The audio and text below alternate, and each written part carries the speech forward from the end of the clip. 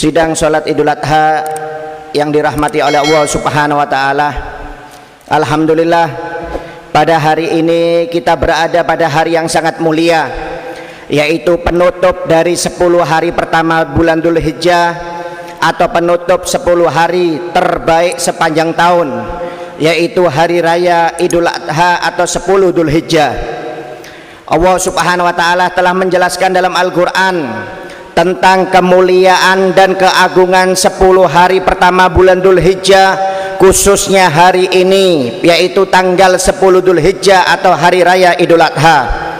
Allah Subhanahu wa Ta'ala berfirman di dalam Al-Quran, wal fajr walayalin asyar wasyaf'i wal watar, demi fajar, yaitu fajar hari raya Idul Adha, dan 10 pertama bulan Dzul Hijjah, dan demi hari genap, yaitu tanggal 10 Dzul Hijjah, dan demi hari ganjil, yaitu tanggal 9 Dzul Hijjah atau hari Arafah. Allah Subhanahu wa Ta'ala sampai bersumpah dalam ayat tersebut. Ini menunjukkan bahwasannya 10 hari pertama bulan Dzul Hijjah, khususnya hari raya Idul Adha, adalah hari yang sangat istimewa, hari yang mulia di sisi Allah Subhanahu wa Ta'ala. Rasulullah SAW menjelaskan tentang kemuliaan hari ini atau tanggal 10 Dzul Hijjah. Rasulullah SAW bersabda, inna a'zamal ayyam indallahi tabaraka wa ta'ala yaumun nahar thumma yaumul ghar. Sesungguhnya hari yang paling agung, hari yang paling mulia di sisi Allah Subhanahu wa Ta'ala, yaitu hari raya Korban. Kemudian selanjutnya adalah hari raya tanggal 11 Dzul Hijjah. Dikarenakan pada hari ini banyak ibadah-ibadah yang istimewa yang dilakukan oleh umat Islam. Di antaranya pada hari ini kaum muslimin sekarang hanya 10.000 orang sedang berkumpul di Mekah untuk melaksanakan ibadah haji, dan Allah Subhanahu wa Ta'ala telah menyiapkan pahala yang begitu besar bagi orang-orang yang melaksanakan ibadah haji. Rasulullah SAW bersabda, setiap langkah orang yang berhaji ditulis sebagai satu kebaikan, dihapus satu kesalahan, diangkat satu derajat oleh Allah Subhanahu wa Ta'ala. Setiap bertalbiyah diberi kabar gembira dengan surganya Allah Subhanahu wa Ta'ala. Jika melaksanakan sholat sunnah 2 rakaat setelah tawaf, maka pahalanya sebanding dengan memperdekakan budak keturunan Nabi Ismail alaihissalam. Jika mereka melakukan sa'i, maka pahalanya seakan-akan memperdekakan 70 budak. Dan setiap lemparan jumroh yang mereka lakukan seperti menggugurkan satu dosa besar. Dan ketika wukuf di Arafah, maka gugurlah semua dosa-dosa orang yang melaksanakan ibadah haji. Maka tak heran jika surga menjadi imbalan yang paling pantas dan paling layak bagi orang yang melaksanakan ibadah haji, khususnya haji yang mabrur. Rasulullah SAW bersabda, laisa lil hajj mabrur thawabun ilal jannah. Tidak ada balasan bagi orang yang melaksanakan ibadah haji mabrur kecuali pahalanya adalah surganya Allah Subhanahu wa Ta'ala. Mudah-mudahan kita yang tertunda atau yang belum melaksanakan ibadah haji dipanjangkan umur oleh Allah Subhanahu wa Ta'ala, diberi kesehatan, dimudahkan rezekinya, dan dimudahkan jalannya untuk melaksanakan ibadah haji menuju ke Mekah dan Madinah di tahun-tahun yang akan datang. Amin ya rabbal alamin. Dan pada hari ini juga kita dianjurkan untuk berkorban, memotong hewan kurban, yang dimana ini adalah amalan atau hikmah mengikuti ajaran Nabi Ibrahim alaihissalam, yang dimana Nabi Ibrahim alaihissalam adalah orang yang senang berkorban sampai puluhan ekor, ratusan ekor, bahkan sampai puncaknya Nabi Ibrahim pernah memotong 3.000 ekor dari hewan onta, kemudian 3.000 ekor dari hewan sapi, dan 3.000 ekor dari domba. Sampai-sampai malaikat Allah memuji Nabi Ibrahim, begitu hebatnya sedekah atau korbannya Nabi Ibrahim. Nabi Ibrahim mengatakan, ini belum seberapa. Ini adalah sebagai bukti cintaku kepada Allah Subhanahu wa taala. Seandainya aku ditakdir oleh Allah untuk mempunyai anak, kemudian diperintahkan oleh Allah untuk menyembelih anakku, niscaya akan aku laksanakan sebagai bukti cintaku dan pengorbananku untuk Allah Subhanahu wa taala. Kemudian perkataan Nabi Ibrahim itu dicatat oleh Allah sebagai nadar, karena pada waktu itu Nabi Ibrahim belum memiliki anak. Akhirnya ketika ditakdir oleh Allah Subhanahu wa taala Nabi Ibrahim memiliki anak, yaitu Nabi Ismail alaihissalam. Ketika umur 6 atau 7 tahun ditagih janjinya oleh Allah Subhanahu wa taala, "Aufin binadarik," laksanakan wahai janjimu wahai Ibrahim, engkau akan menyembelih anakmu sebagai bukti cintamu kepadaku, kata Allah Subhanahu wa taala.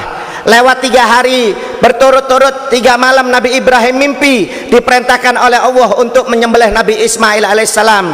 Akhirnya dilaksanakan itu perintah oleh Allah oleh Nabi Ibrahim alaihissalam, perintah Allah Subhanahu wa taala.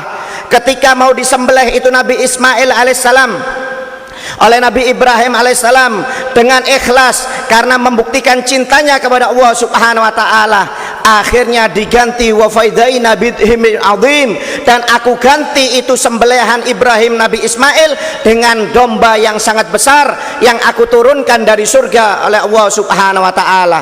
Inilah adalah perjuangan Nabi Ibrahim yang luar biasa. Dianjurkan bagi kita untuk mengikuti perjuangan Nabi Ibrahim alaihissalam. Ma'asyiral muslimin, kita tidak diperintahkan untuk memotong puluhan ekor, kita tidak diperintahkan untuk memotong ratusan ekor, bahkan ribuan ekor seperti Nabi Ibrahim alaihissalam. Kita tidak diperintahkan untuk memotong anak kita, tidak menyembelih keluarga kita. Kita hanya diperintahkan oleh Allah untuk memotong 1 ekor hewan korban sebagai bukti cinta kita kepada Allah Subhanahu wa taala, sebagai bukti pengorbanan dan perjuangan cinta kita kepada Allah Subhanahu wa taala. Bahkan Nabi Muhammad SAW, seorang yang miskin, bahkan 3 hari tidak pernah makan. Ma'asyiral muslimin, bahkan Siti Aisyah mengatakan kompor di rumahku selama 3 bulan tidak pernah nyala.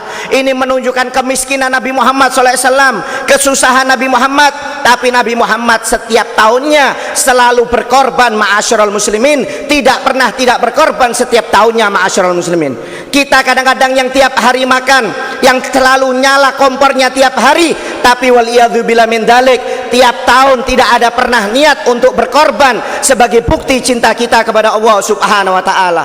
Makanya sebagian ulama mengatakan berkorban hukumnya wajib, sebagian ulama lagi mengatakan korban hukumnya adalah sunnah kifayah atau sunnah muakkad. Ma'asyiral muslimin, bahkan Rasulullah SAW bersabda, mangkana lahu sa'atun falam yudhaha fala yaghrabanna musallana. Barang siapa yang memiliki kelebihan rezeki kemudian dia tidak mau berkorban, maka jangan sekali-sekali mendekati tempat sholatku, kata Nabi Muhammad SAW.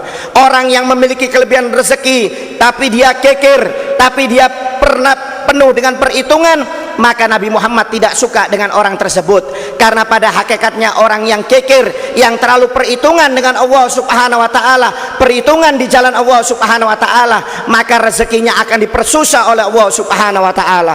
Rasulullah SAW bersabda, tasaddaqu fala tu'ifayu alaik, keluarkan harta kalian di jalan Allah. Barang siapa yang tidak pernah perhitungan dengan uang yang dikeluarkan di jalan Allah, maka rezekinya akan dimudahkan, akan diluaskan oleh Allah Subhanahu wa taala. Tapi sebaliknya, barang siapa yang terlalu perhitungan dengan rezeki yang dia keluarkan di jalan Allah, maka orang tersebut akan dipersempit rezekinya, akan dipersusah urusan dunianya oleh Allah Subhanahu wa taala.